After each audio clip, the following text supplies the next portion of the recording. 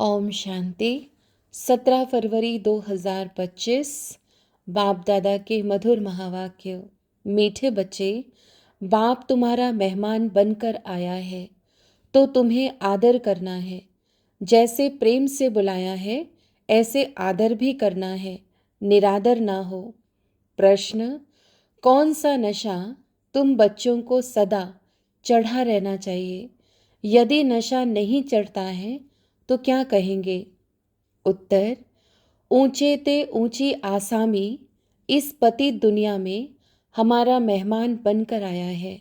यह नशा सदा चढ़ा रहना चाहिए, परंतु नंबरवार यह नशा चढ़ता है। कई तो बाप का बनकर भी संशय बुद्धि बन हाथ छोड़ जाते, तो कहेंगे इनकी तकदीर। ओम शांति, ओम शांति। 2 बारी कहना पड़े, यह तो बच्चे जानते हैं कि एक है बाबा, दूसरा है दादा, दोनों इकट्ठे हैं ना। भगवान की महिमा भी कितनी ऊंची करते हैं, परंतु अक्षर कितना सिंपल है। गॉड फादर, सिर्फ फादर नहीं कहेंगे, गॉड फादर वह है ऊंच ते ऊंच। उनकी महिमा भी बहुत ऊंच है। उनको बुलाते भी पतित दुनिया में है। खुद आकर बतलाते हैं कि मुझे पतित दुनिया में ही बुलाते हैं, परंतु पतित पावन वह कैसे हैं, कब आते हैं, यह किसी को भी पता नहीं। आधा कल्प सतयुग त्रेता में किसका राज्य था, कैसे हुआ, किसको यह पता नहीं है। पतित पावन बाप आते भी जरूर हैं। उनको कोई पतित पावन कहते, कोई लिबरेटर कहते हैं। पुकारते हैं कि स्वर्ग में ले चलो, सबसे ऊंच ते ऊंच है ना। उनको पतित दुनिया में बुलाते हैं कि आकर हम भारतवासियों को श्रेष्ठ बनाओ। उनका पोजीशन कितना बड़ा है, हाईएस्ट अथॉरिटी है। उनको बुलाते हैं जबकि रावण राज्य है, नहीं तो इस रावण राज्य से कौन छुड़ावे।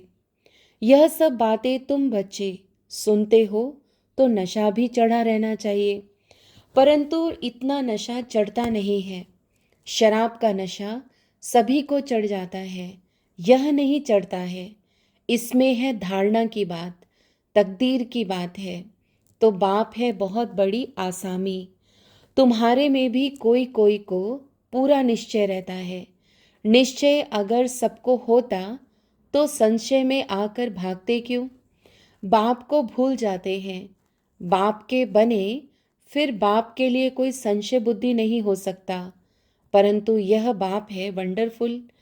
गायन भी है, आश्चर्यवत बाबा को जानंती, बाबा कहंती, ज्ञान सुनंती, सुनावंती, अहो माया फिर भी संशय बुद्धि बनावंती। बाप समझाते हैं इन भक्ति मार्ग के शास्त्रों में कोई सार नहीं है। बाप कहते हैं मुझे कोई भी जानते नहीं। तुम बच्चों में भी मुश्किल कोई ठहर सकते हैं। तुम भी फील करते हो कि वह याद स्थायी ठहरती नहीं है। हम आत्मा बिंदी हैं, बाबा भी बिंदी है। वह हमारा बाप है, उनको अपना शरीर तो है नहीं। कहते हैं मैं इस तन का आधार लेता हूँ, मेरा नाम शिव है। मुझ आत्मा का नाम कभी बदलता नहीं है। तुम्हारे शरीर के नाम बदलते हैं, शरीर पर ही नाम पड़ते हैं। शादी होती है तो नाम बदल जाता है, फिर वह नाम पक्का कर लेते हैं। तो अब बाप कहते हैं तुम यह पक्का कर लो कि हम आत्मा है। यह बाप ने ही परिचय दिया है कि जब जब अत्याचार और गलानी होती है तब मैं आता हूँ।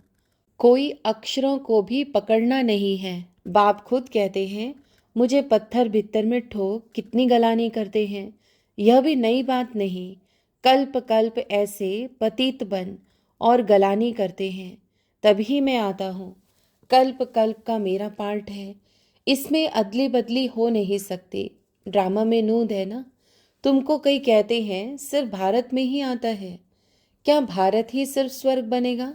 हाँ, यह तो अनादि अविनाशी पार्ट हो गया ना। बाप कितना ऊंचते ऊंच है, पतितों को पावन बनाने वाला बाप कहते हैं, मुझे बुलाते ही इस पतित दुनिया में है। मैं तो सदा पावन हूँ, मुझे पावन दुनिया में बुलाना चाहिए ना। परंतु नहीं, पावन दुनिया में बुलाने की दरकार ही नहीं, पतित दुनिया में ही बुलाते हैं कि आकर पावन बनाओ। मैं कितना बड़ा मेहमान हूँ, आधा कल्प से मुझे याद करते आए हो।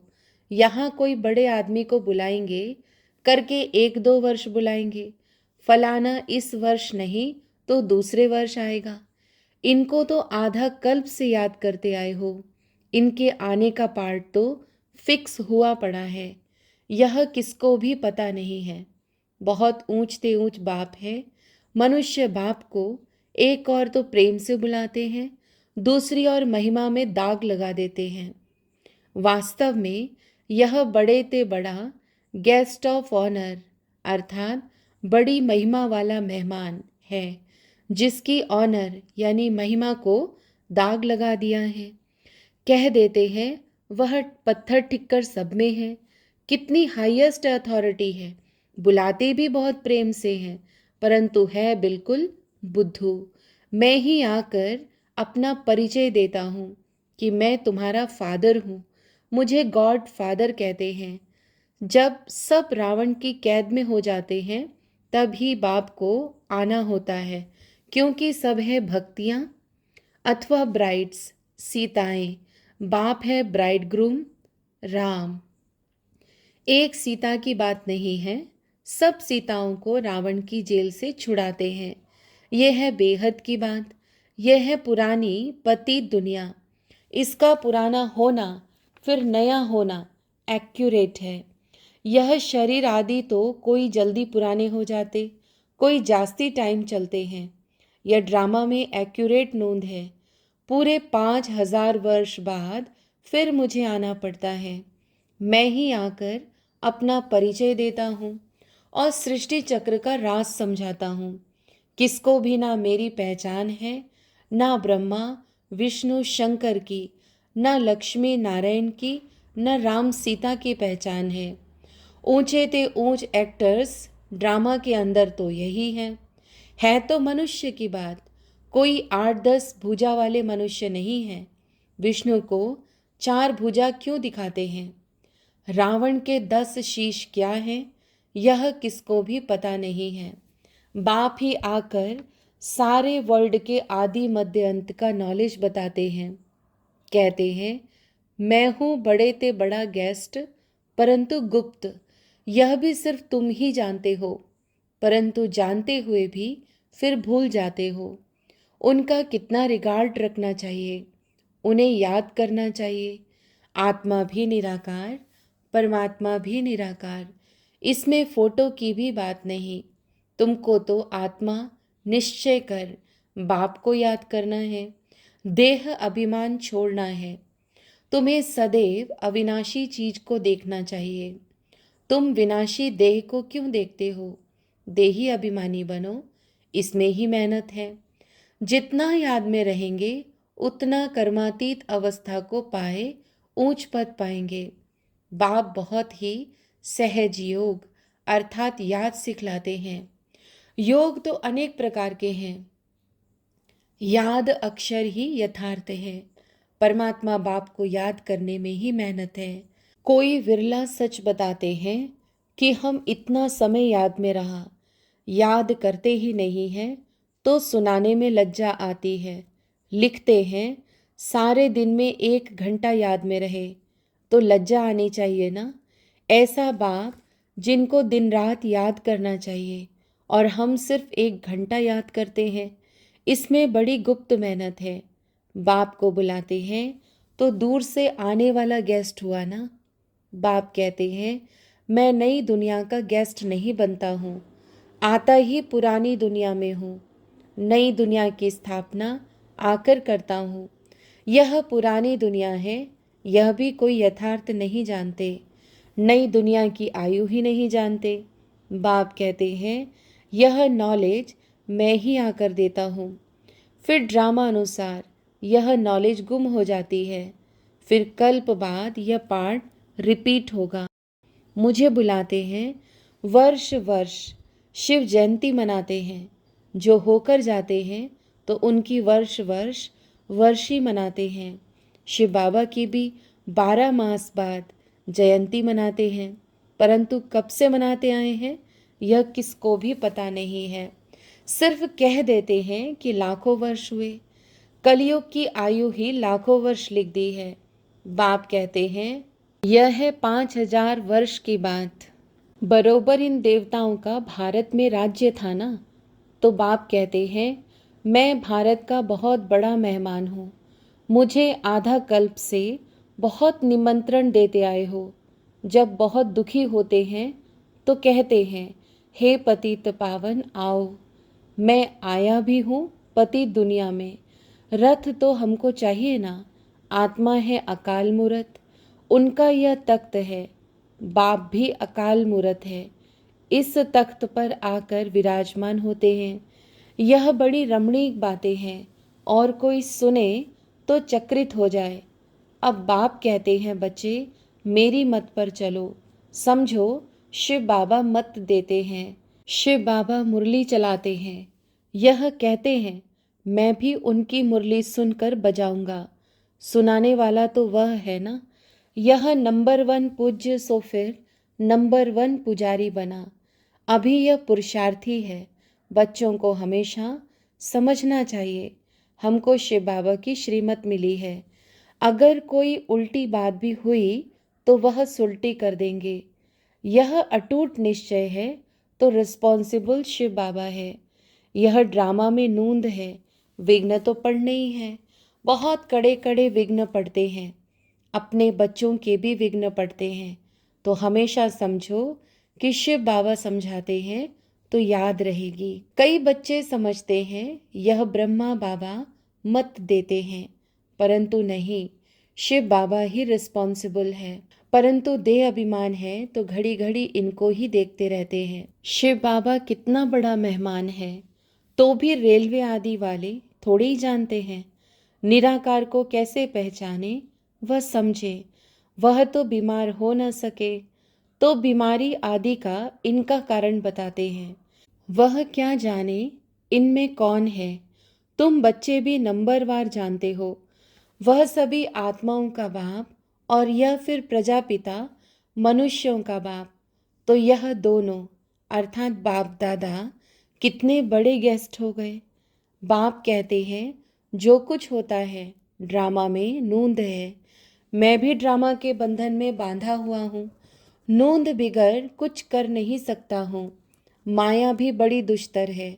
राम और रावण दोनों का पार्ट है।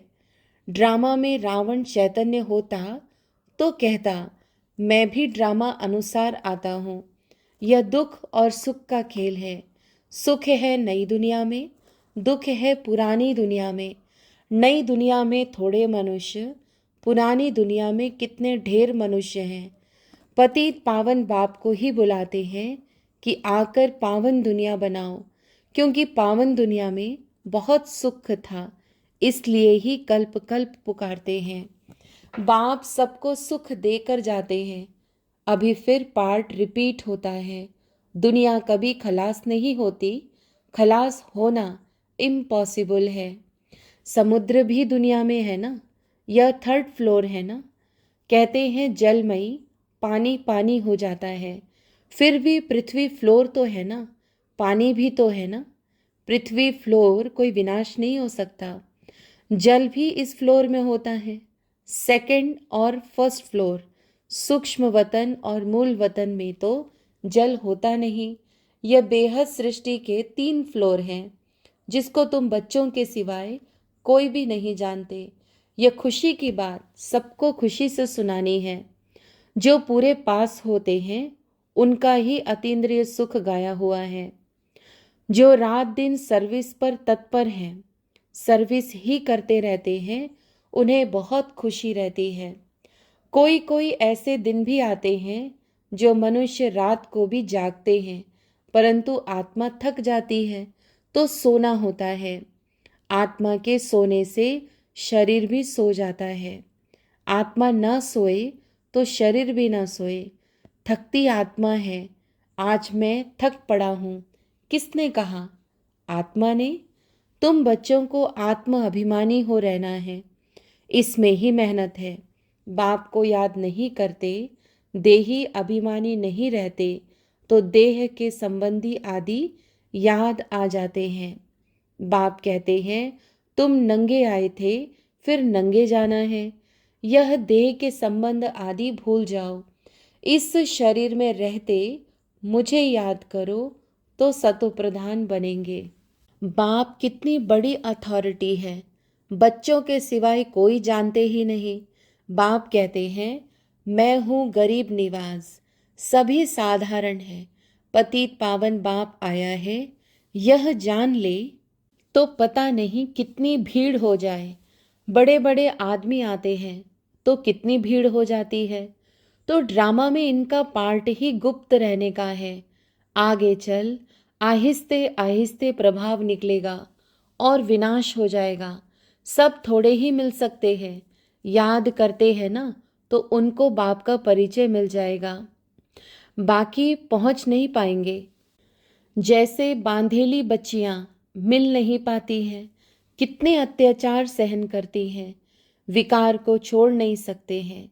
कहते हैं सृष्टि कैसे चलेगी? अरे सृष्टि का बोझ बाप पर है कि तुम पर? बाप को जान लेवें तो फिर ऐसे प्रश्न ना पूछें।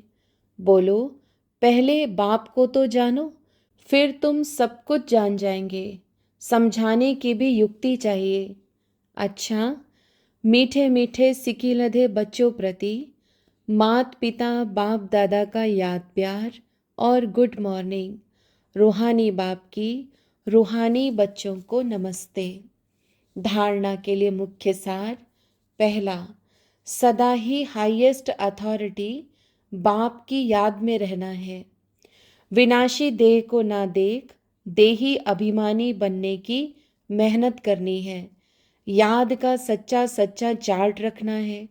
दूसरा, दिन रात सर्विस में तत्पर रहे, अपार खुशी में रहना है। तीनों लोकों का राज सबको खुशी से समझाना है। शिव बाबा जो श्रीमत देते हैं उसमें अटूट निश्चय रखकर चलना है। कोई भी विघ्न आए तो घबराना नहीं है।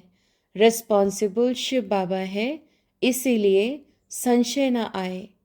वरदान, श्रेष्ठ वेला के आधार पर सर्व प्राप्तियों के अधिकार का अनुभव करने वाले पद्मा पदम भाग्यशाली भव।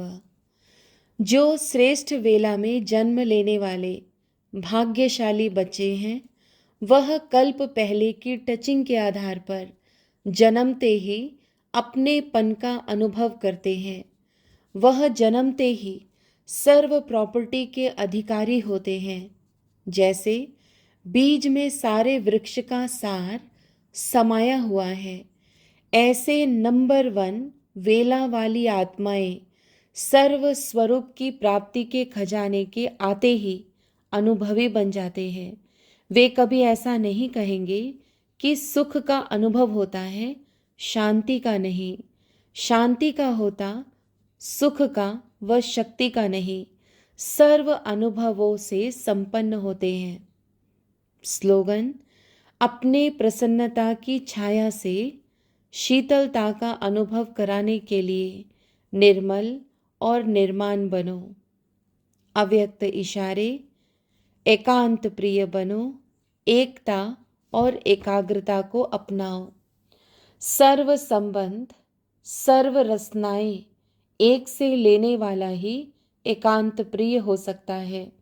जब एक द्वारा सर्व रसनाएं प्राप्त हो सकती हैं तो अनेक तरफ जाने की आवश्यकता ही क्या है। सिर्फ एक शब्द भी याद रखो तो उसमें सारा ज्ञान आ जाता, स्मृति भी आ जाती, संबंध भी आ जाता, स्थिति भी आ जाती और साथ साथ जो प्राप्ति होती है वह भी उस एक शब्द से स्पष्ट हो जाती। एक की याद, स्थिति एक रस और ज्ञान भी सारा एक की याद का ही मिलता है। प्राप्ति भी जो होती है वह भी एक रस रहती है। अच्छा, ओम शांति।